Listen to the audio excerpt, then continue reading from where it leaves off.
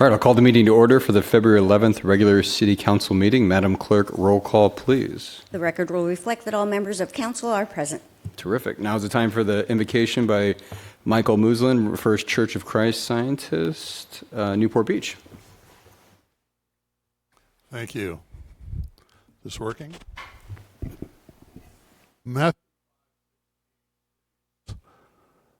Let your light so shine before men that they may see your good works and glorify your Father which is in heaven.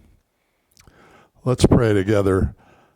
Divine Presence, breathe thou your wisdom and guidance within every heart in this chamber. Paraphrasing Matthew's words, we pray for your light to so shine before men and women of our community that all may know that it is your influence for good at work tonight.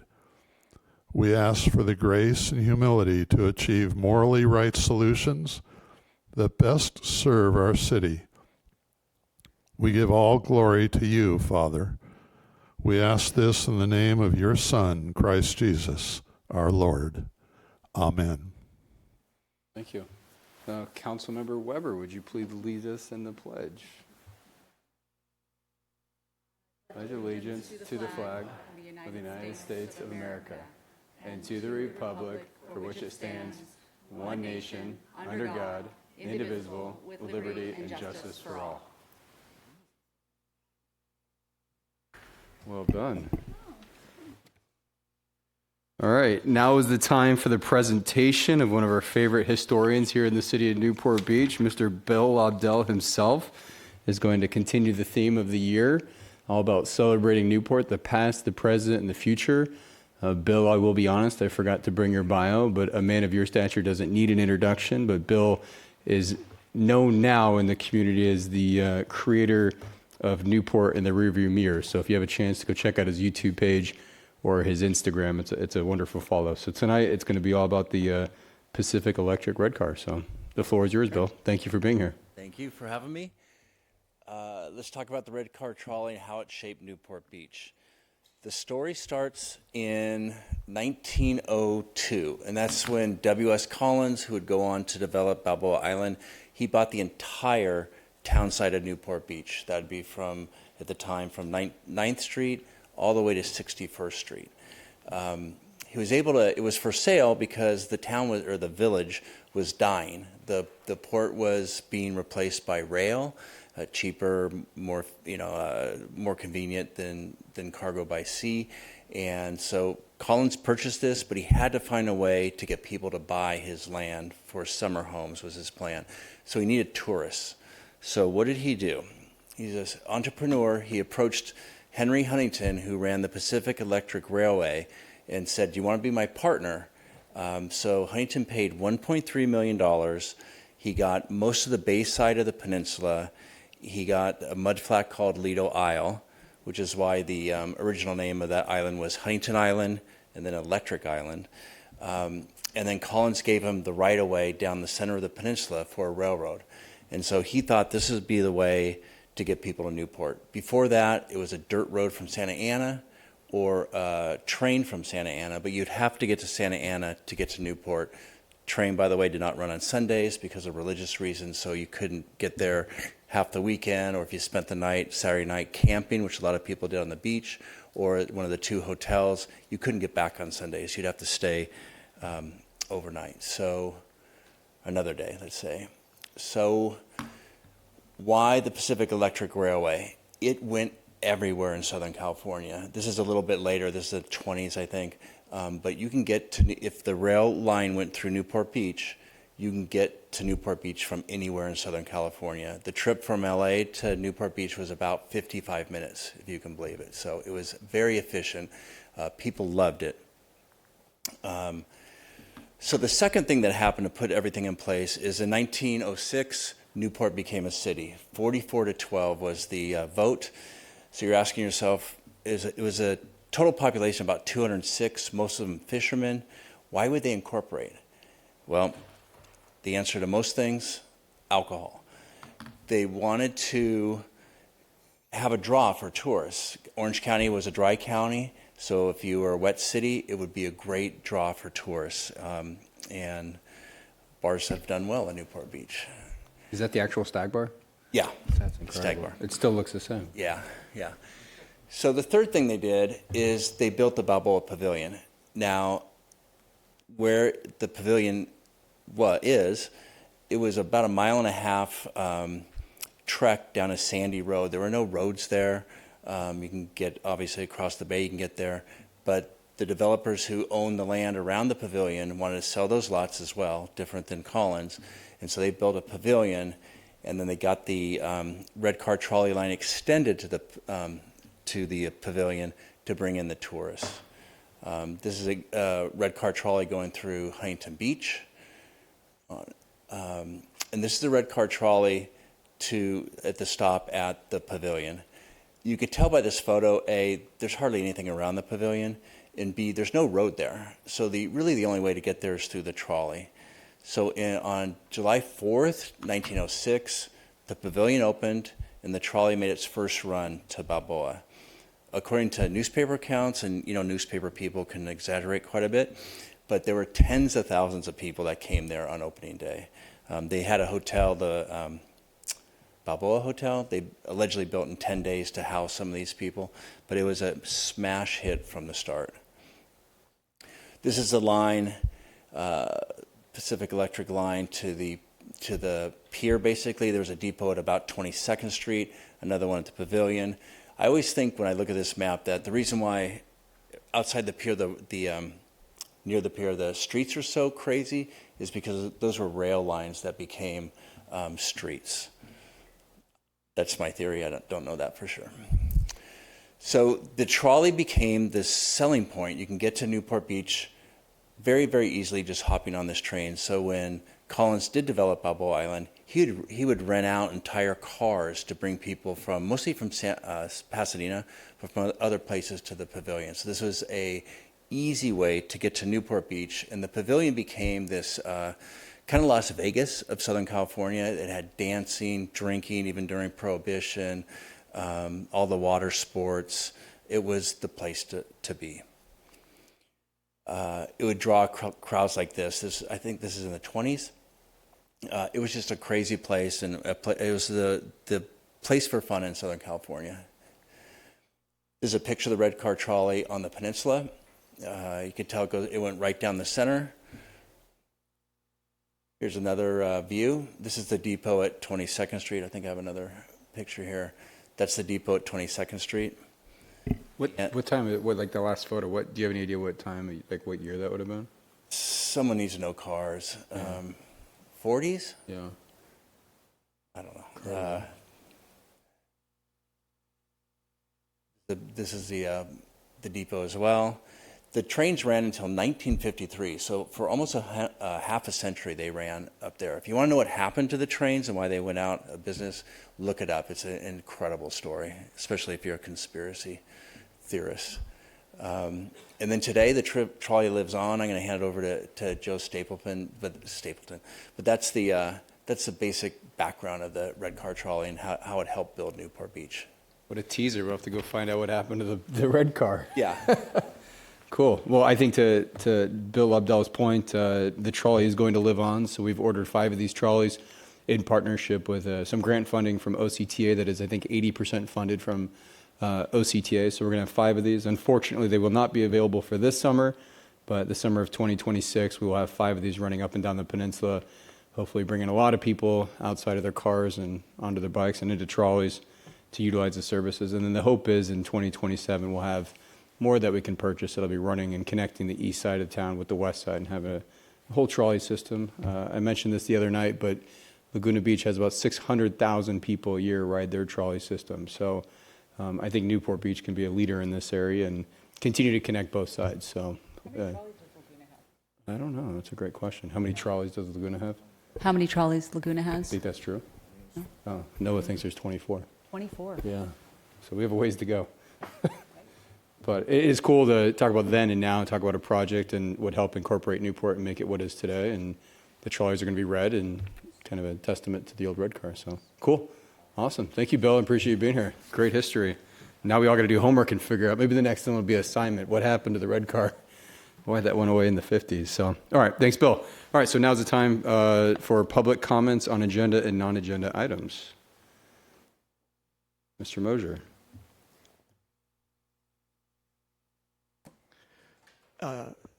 Mayor Stapleton, members of the council, this is a slightly unexpected deviation from the normal protocol of our meetings where policy A1 puts public comments on non-agenda items later in the agenda, but I'll go along with the flow tonight. My non-agenda comment, I wanted to congratulate Mayor Pro Tem Kleiman on figuring out how to participate remotely in last Wednesday's Coastal Commission meeting in Long Beach, where she expressed her support for a residential project in Corona del Mar that she thought should be approved. I realize that the entire state of California is much bigger than Newport Beach, but that led me to wonder once again why our city and our council don't offer an opportunity to participate remotely in these council meetings and our other meetings in our city. Your colleagues in Laguna Beach and Costa Mesa have been doing that ever since COVID. It seems to work well there. I'm not sure why we dropped the idea. And then I also wanted to express a hope that when you do speak to other agencies, you make it clear that you are speaking as an individual and not on behalf of the council, unless it's a matter that the entire council has heard and expressed an opinion about. And also a hope that you don't give the impression that you're a council member for a particular district, because as you all know, the intent of our city charter is that all 7 of you are elected by and equally represent all of the districts of our city. Thank you. Thank you. Next speaker. Good afternoon, Adam Leverance. I want to commend the city manager on the choice she made out of the candidates vying to be the next Newport Beach police chief. I've found this gentleman to be well regarded among officers I've spoken with. I think it's a good thing oftentimes to hire from within, good for morale. And personally, I found him knowledgeable, responsive, and engaging. And I hope Chief Minor doesn't let the politics of his new position become more overriding on those good characteristics. Thank you. All right, good comment. Anything else? Okay. Congratulations, Chief Minor. Welcome to the job. All right, seeing no other public comments, we'll go ahead and move on. Now's the time for council announcements, oral reports from council members on committee activities, and then we'll get into A1. So, Councilman Wygan, do you have any announcements or reports? Not today. Okay. Bartow. Thank you. I attended the Water Quality and Tidelands Board meeting last week, and it was really exciting because we worked on some of our overriding goals, and I heard from lots of members of the community as well as from our committee members on how best they would like to proceed with making what is already excellent water even better, particularly after the rain. So look forward to reporting some of their goals at a future council meeting, but it was an exciting start. Terrific. Councilmember Grant? A few reports. Also, congratulations to Police Chief David Minor, and thanking our city manager for heading up the process and achieving a great result for our community. Bravo. I attended a meeting with Supervisor Foley at Memorial Care Saddleback Medical Center's newly opened Women's Health Pavilion. We toured the facility, and we had a chance to discuss a proposal by the county for a model ordinance addressing sober living facilities in our communities. And that's something that we here in Newport Beach are really concerned with. So I'm glad to see that the county is taking a leadership role in moving that forward. Also want to thank our city manager and our staff for a wonderful annual council planning session last Saturday. I think it was the best one that I've attended. I've attended many, 2 as a council member, and they always get better. So thank you so much for all the hard work I know that goes into that. Congratulations to Mayor Stapleton for an amazing, epic performance at the 43rd annual Mayor's Dinner. Especially I want to thank Speak Up Newport. They host the dinner. Mayor Stapleton and I have both been on the board of Speak Up Newport for a number of years, and they deserve a lot of recognition. It's a big event, and they pull it off very gracefully, seamlessly, and it was a wonderful time for us to celebrate our community. And then finally, I attended a Newport Beach Chamber of Commerce Wake Up Newport event here at the Civic Center, where we had Chief Boyles, Battalion Chief Adam Novak, and Fire Marshal James Gillespie, some of which are here tonight, reporting on fire preparedness in our community. Also another important topic. Really compelling information came from Adam on the 2 weeks that our team spent fighting fires in Los Angeles and teaming up with teams from all over the state, even the world, even the National Guard and the IDF. It was really incredible information, especially poignant to learn from Adam about the success stories they had in protecting many structures. So thank you so much for that. And then Fire Marshal Gillespie gave us a great overview, as he always does, into the resources in place. And you can go to our City of Newport Beach website to learn how to protect your homes and businesses, because the best defense is a good offense. Thank you. Thank you. All right, Councilmember Blom. Nothing to report. Nothing. Okay, great. Councilmember Weber. Nothing. Okay. Mayor Pro Tem Kleiman. Thank you, Mayor.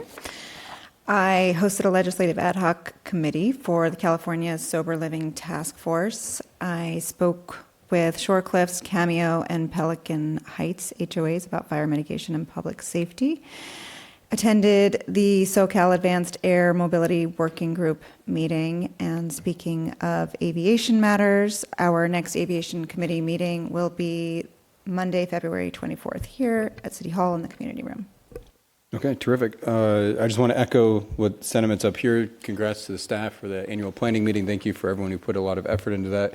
I think it was a great discussion and workshopping of a lot of projects and things that are happening, whether it's public safety or community infrastructure. Terrific job on that. Sergeant Oberon with the mobile cafe, I was able to attend that. Hundreds of people at Freelance Coffee last Saturday, so that was a lot of fun to see. A lot of runners. It was really cool. And then the Mayor's Dinner. Congratulations to Speak Up Newport for the 43rd annual, and I think the largest. I think we had 510 people who attended. So performance is a good way to say it. We'll leave it at that. And the Trash Interceptor, I know Public Works, Dave Webb and everyone else have been working really hard on this project. I saw a presentation 10 years ago when we started this discussion. So it's clearly operational. We're collecting trash already after the first rain, the first flush. I think the ribbon cutting is going to be on March 7th at 1 p.m. So hope to see everyone there. And then I am leaving for London, going across the pond tomorrow at my own expense with Visit Newport to go and present with the British films for the BAFTAs. So I'm going to go meet the Mayor of London. We're doing a red carpet and going to celebrate tourism and try to get our UK friends over the pond to come visit Newport. I think the weather's a little bit better here than it is there at the moment. So looking forward to that. So here we go. Now we're on to something else. Yeah. Oh, go ahead. Mayor Pro Tem Kleiman. Sorry, just one correction. Assistant City Manager Tara Finnegan just brought my attention to the fact that our aviation committee meeting is actually at Oasis, not here at City Hall. Oh, there we go. Stand corrected. Again. Was that intentional? I love it. Okay, now we're on to matters which council members have asked to be placed on a future agenda. Non-discussion items. Councilmember Blom has asked council to consider creating an ad hoc committee to review the structure, membership, roles, and responsibilities of the Aviation Committee. So with that, we'll go ahead and take a straw vote. It's unanimous, 7-0. Okay, terrific.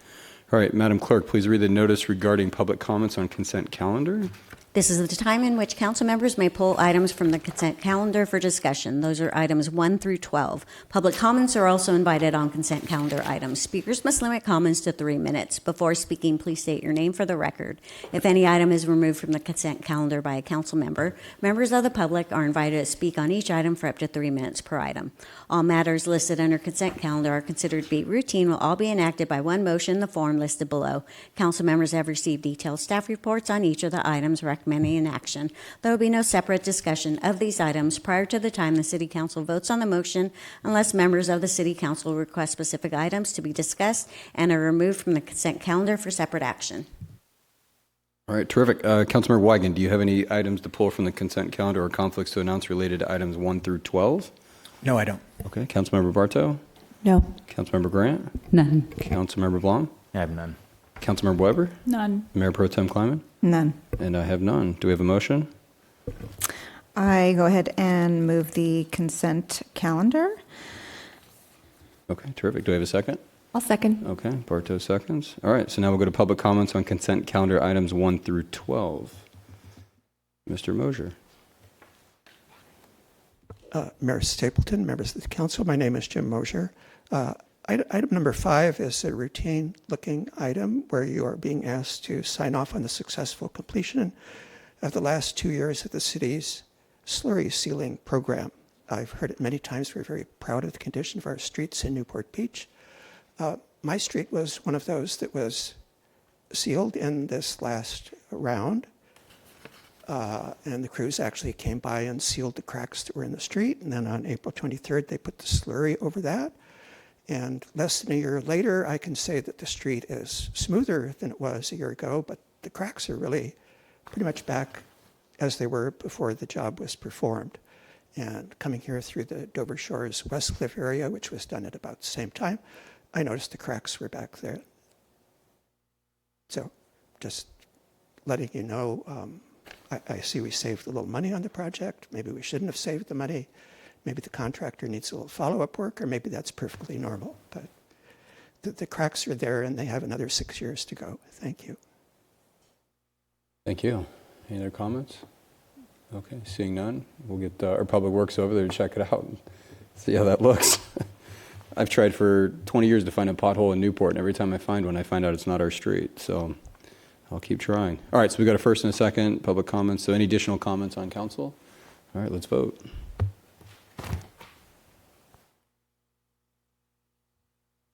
Motion carries unanimously, 7-0.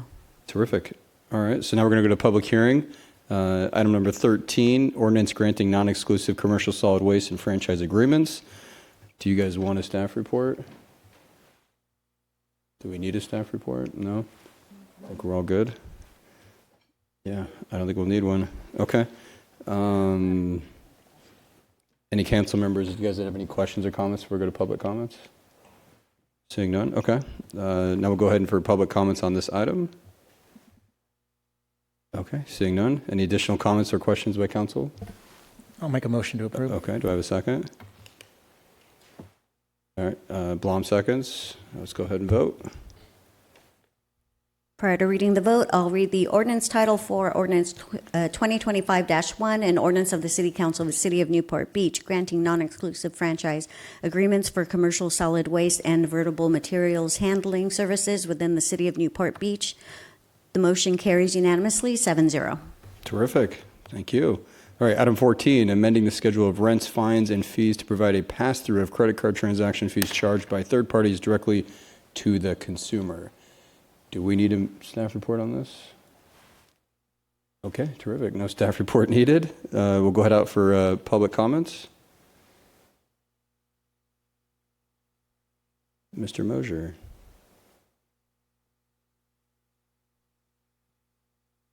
Thank you again, Mayor Stapleton, members of the council.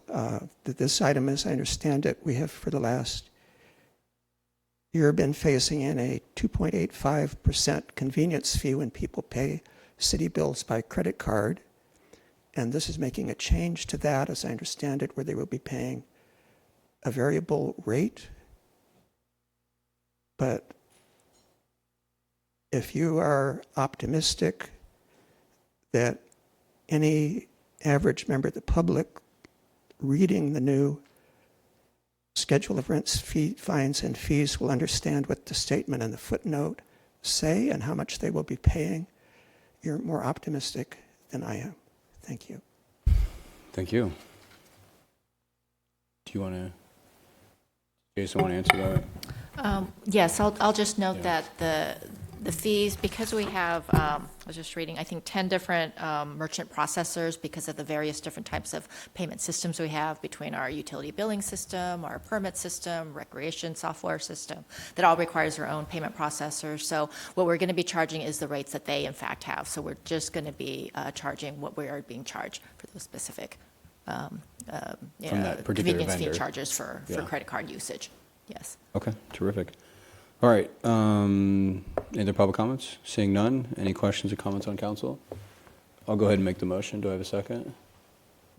Okay, Councilmember Grant. All right, let's vote.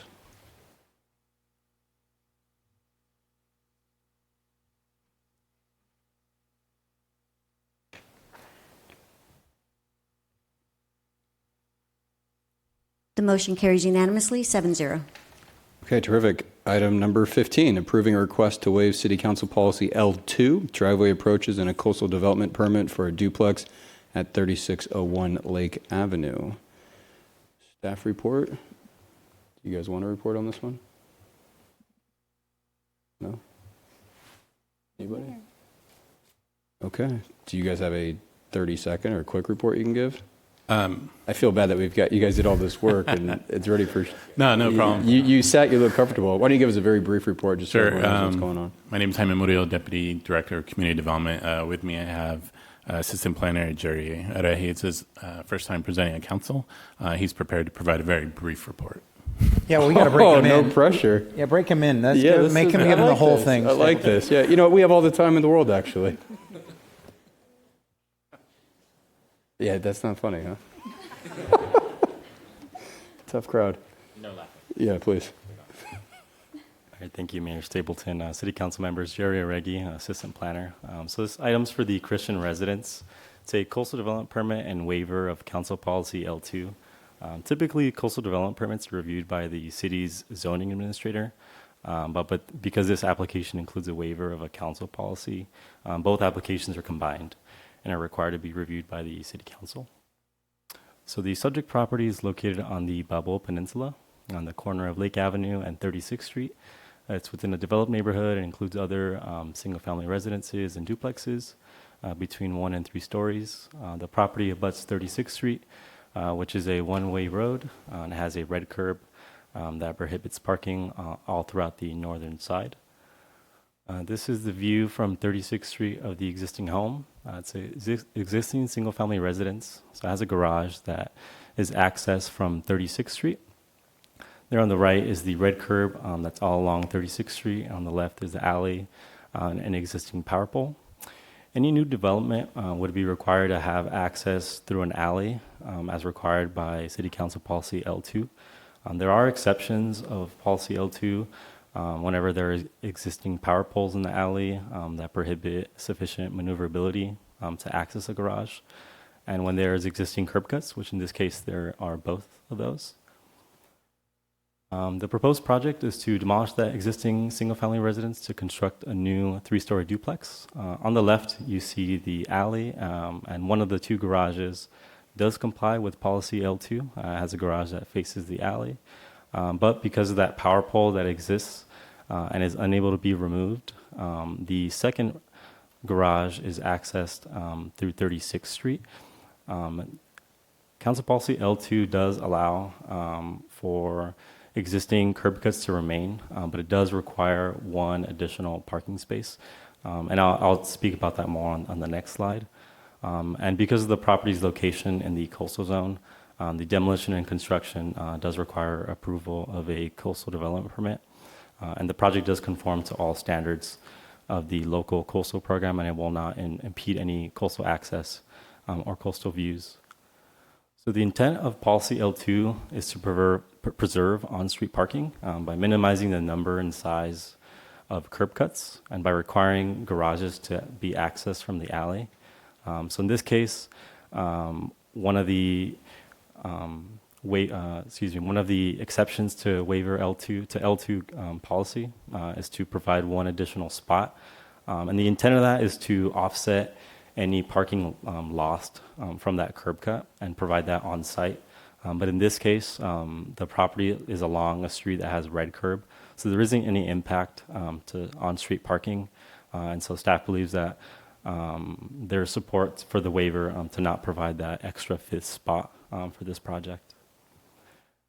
So with that, staff does recommend approval of the coastal development permit and a waiver of L2. Did want to mention that there was a edit to the resolution. There was some language that was added to clarify that the project was subject to an appeal period with the Coastal Commission.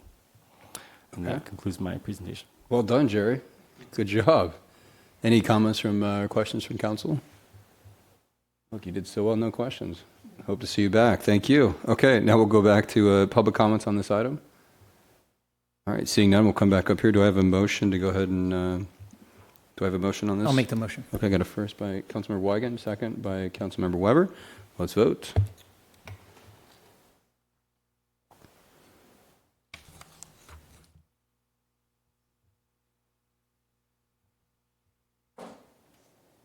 Mayor Pro Tem Kleiman. The motion carries unanimously, 7-0. Terrific. Okay. Now we're going to go to current business. Item 16 is the employment agreement for the City of Newport Beach Police Chief. This absolutely requires a staff report. Just kidding. I don't think we need one, right? Actually, I do need to do a brief you one do? to, Perfect. The per floor is yours. government code, yes. All right, very brief. Following a nationwide recruitment, David Miner has been selected as the next police chief for Newport Beach.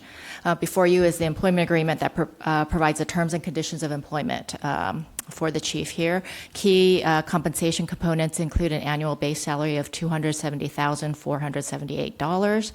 Cost of living increases are consistent with what is provided to the Police Management Association, or PMA. There is a termination clause in this agreement, and if he is terminated without cause, 6 months base salary and medical benefits are provided. And finally, it's a 5-year term ending February 28th, 2030. So Dave's worked with the police department for over 22 years. He's been deputy chief since May 2023, and I think along with myself and clearly community and staff in the organization, he's been very impressive through this period of time of being acting chief. So he's certainly going to be hitting the ground running, and very much looking forward to working with him on this permanent basis and seeing where he takes the department next. Thank you. Fantastic. We're equally as excited as well. Okay, terrific. Do council members have any questions or comments? Okay, seeing none, we'll go to public comments on this item. Oh, okay, we'll go to public comments and I'll bring it back. Seeing no public comments, Mayor Pro Tem Kleiman.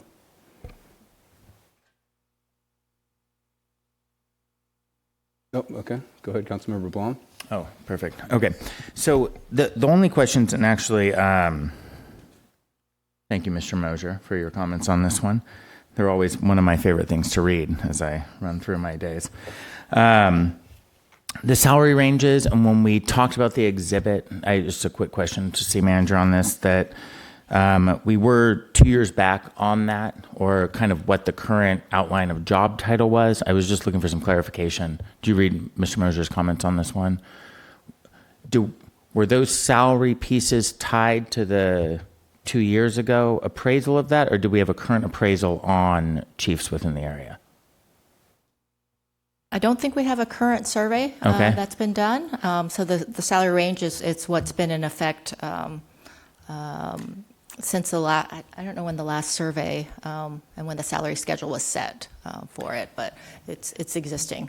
And was that in line with the former chief? Mm-hmm. That's correct, yes. And did we make the COLA adjustment on that? COLA adjustments do occur. They occur with the with what PMA, the Police Management Association, receives. And I also note that if you recall, a couple months ago, we did an adjustment where Scholastic Achievement Pay was added to the compensation as well.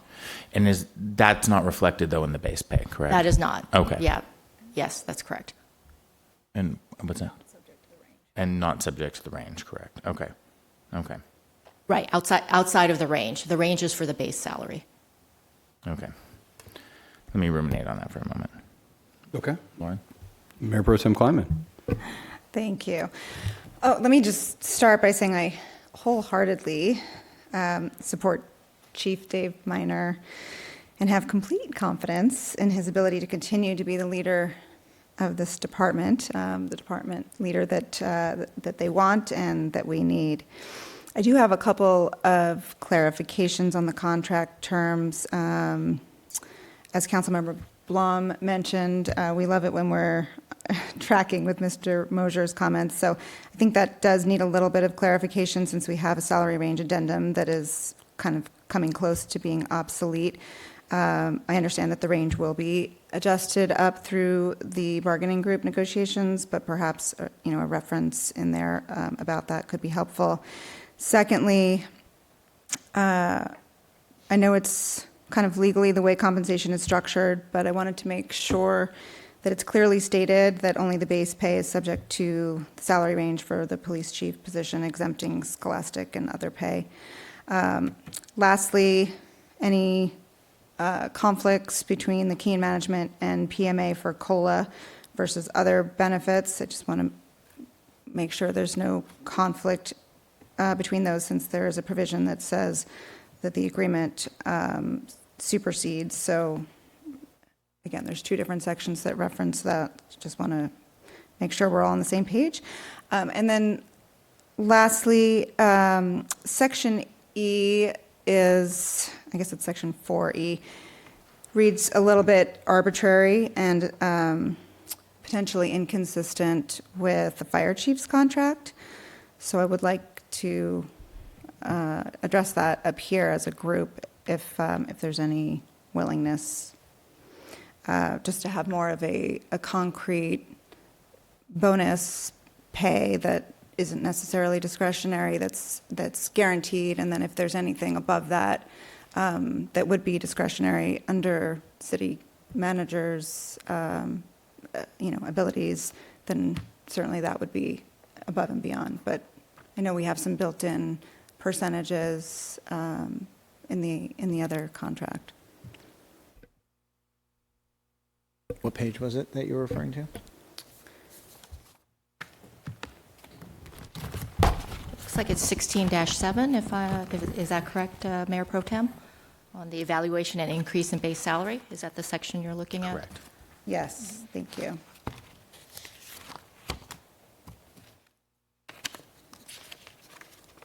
I will note for salaries, in this instance, as it is for executive management, there's no set adjustment on the merit side of things. That's based on doing annual evaluation, and then I make a recommendation within that salary range of how much to adjust from the merit side.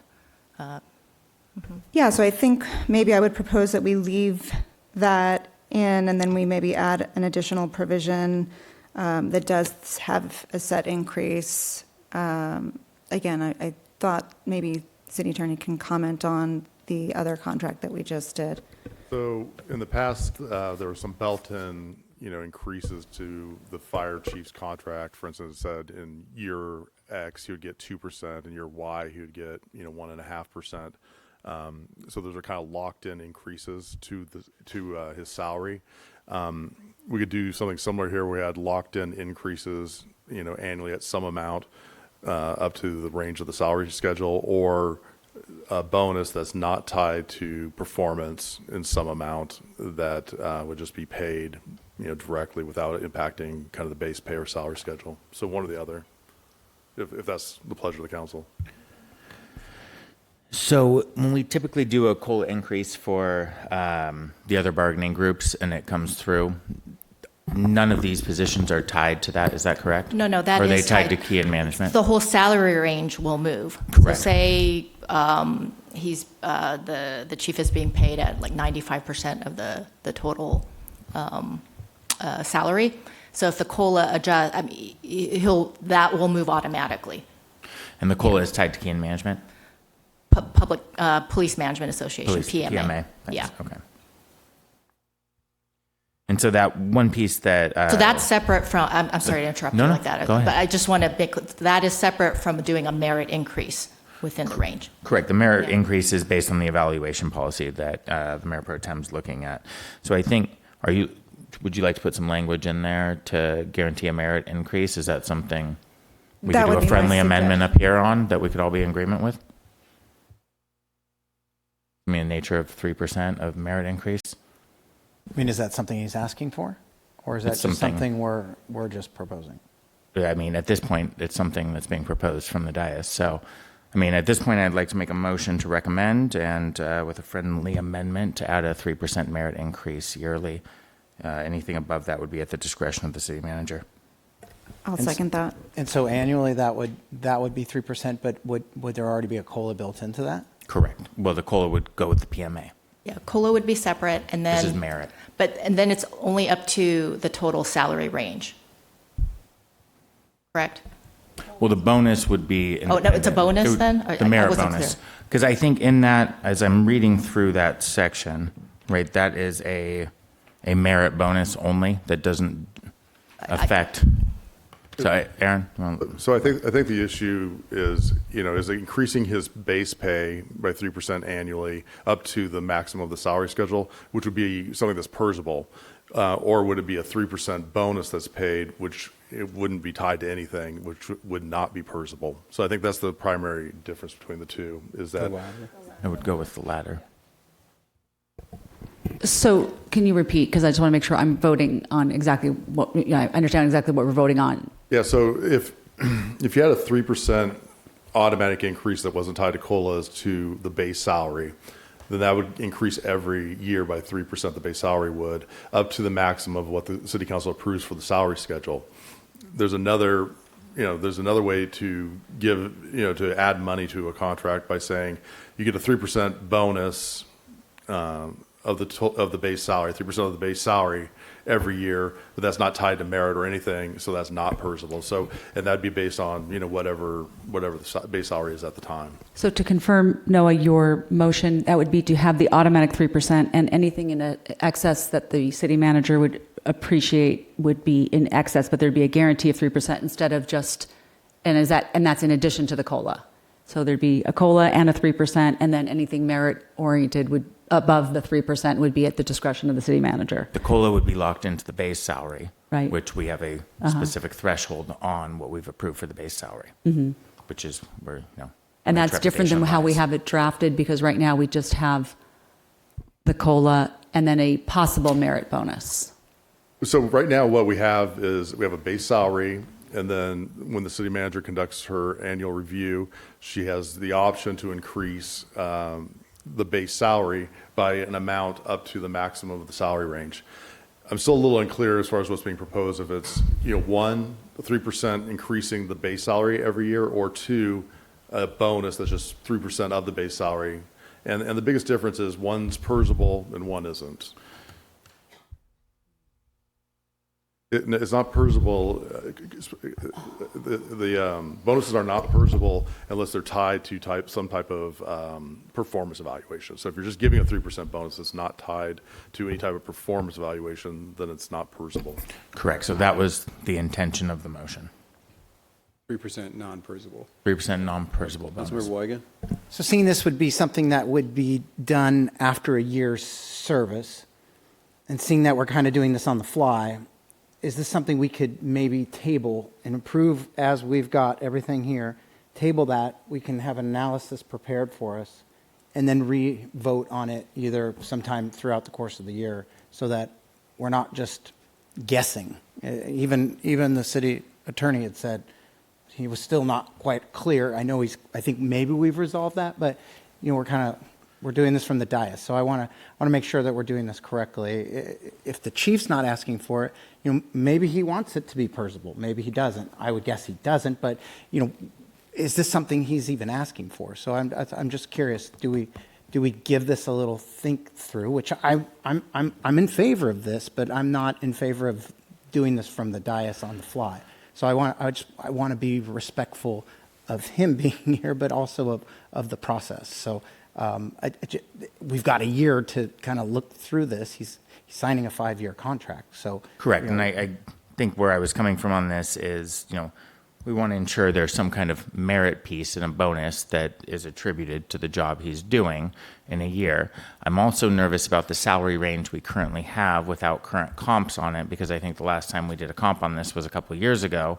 So this is, it's a new job. We'd love to see him push forward very hard. So sometimes it's nice to throw a bonus on the table and push that forward. He's still going to be tied into the PM management piece. So that is a PERSable amount that will be going through. This is a performance-based merit bonus to do a great job this year, which we all believe he will do. And that helps us move to kind of the higher end of that salary range, which I think was my intention in this position. So that's why the friendly motion. So then that 3% year over year would be evaluated by us or the city manager, or just automatically? Be locked into the contract itself as a 3% base. It can go up higher. My question is, and the city manager would have discretion over that. If the bonus is 3%, it's not PERSable, does that then, I just needed some clarification, does that go towards that range? Are we bumping up against that range, or is it outside of that range then? Bonus, it would be outside of that range. Okay, thank you. And is it a one-time lump sum payment? Yeah, I mean, I think as a bonus, it could be a one-time lump payment at the end of the year once the contract is fulfilled at a year. And what's a disqualifier?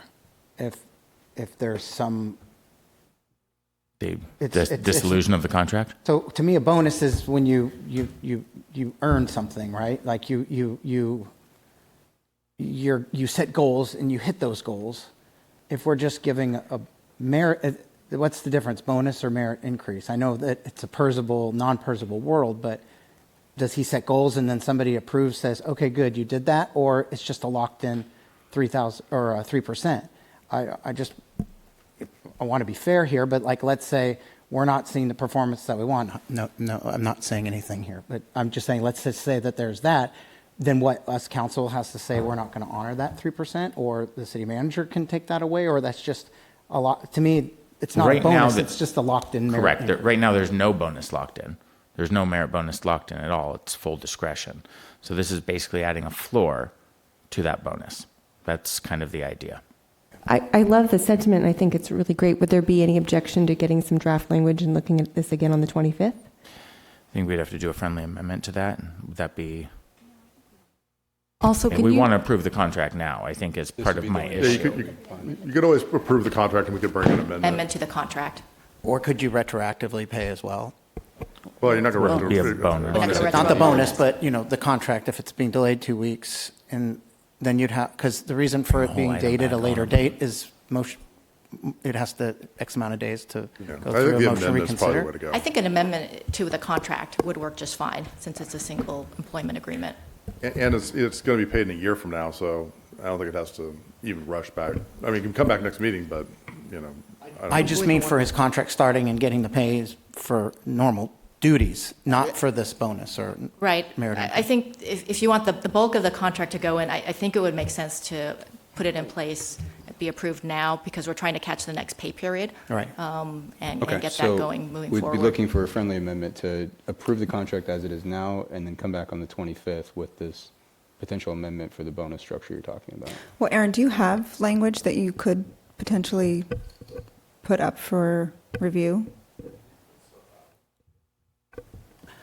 That was going to be my question. I think Mayor Pro Tem Kleinman had mentioned that there might be consistent language in other senior management contracts, and maybe having, looking at it as apples to apples, or I don't understand if there's other ways that would be If you want reviewed. to take a 5-minute break, I could draft up some language and print it out. I'm not sure what our capabilities are, if we can print back in the back room.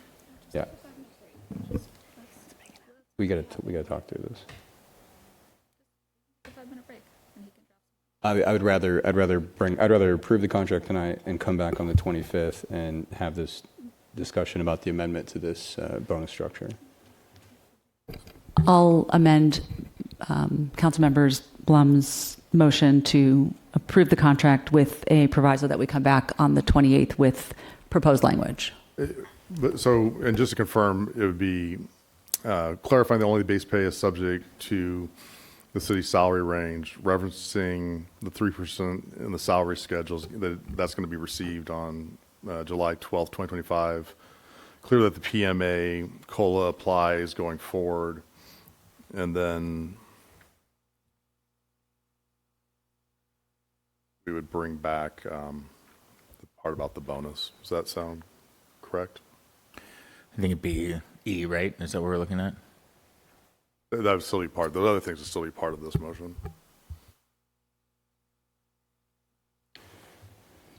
I mean, seems like the language you pretty much wrote the language as you were speaking. I'm not sure it's that complicated, but. I mean, we've got some new council members. I'd like the opportunity to look at it on the 25th and just understand if there's any other repercussions, because we're kind of looking at perishable versus non-perishable. I mean, I guess what you're asking is a minimum 3% bonus is paid on the anniversary date, regardless of performance. So a minimum 3%, and then some type of provision that says the city manager has the option to pay a greater percent than that based on a finding of satisfactory performance, in your discretion. But that's within the range for So both the bonuses would be. that? They're both within the range? Neither one would be, so you have to have clear criteria that says superior performance in order for it to be PERSable. So all this bonus talk we're talking about would be non-PERSable.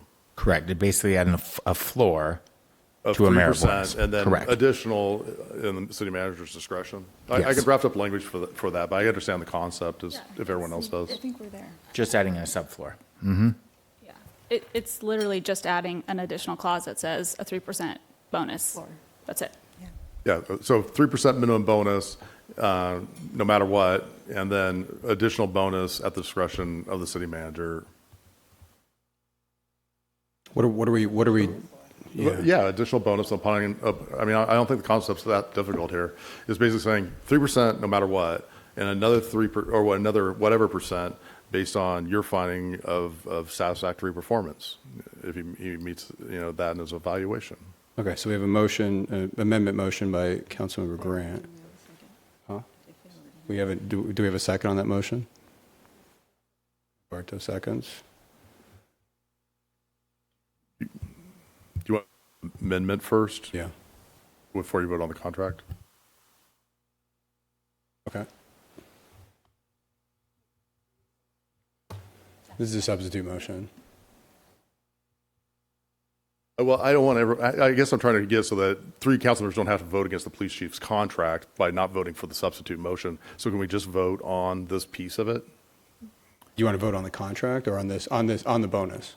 Just on bringing back the bonus language, just voting on that piece so that, I don't know how many council members, I was just saying 3, but I don't know how many council members would vote against, but you don't want a bunch of council members to vote against the police chief's contract. No, fair enough. We're voting on the amendment to the 3%.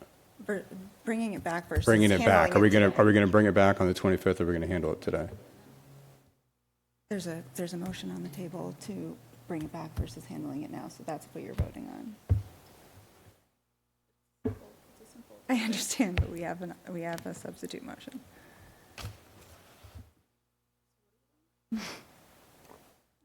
Where I love to say I'm new here. Okay, so so my understanding is you're voting on just the piece of whether or not to bring back the provision regarding the bonus, or I guess that's all you're voting on. Yeah, that's all you're voting on. With Mayor Pro Tem Kleiman voting no and council members Blom and Weber voting no, the motion carries 4-3.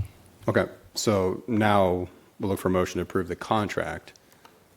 Yeah, as with the you're addition of recommending. bringing back some language on the bonus. Do you want that back at the 25th or Yeah, the first week of absolutely. March? Yeah. I'll make that motion. Okay, I got a first. Do I have a second? All right, Councilmember Blom. Discussion? All right, let's vote.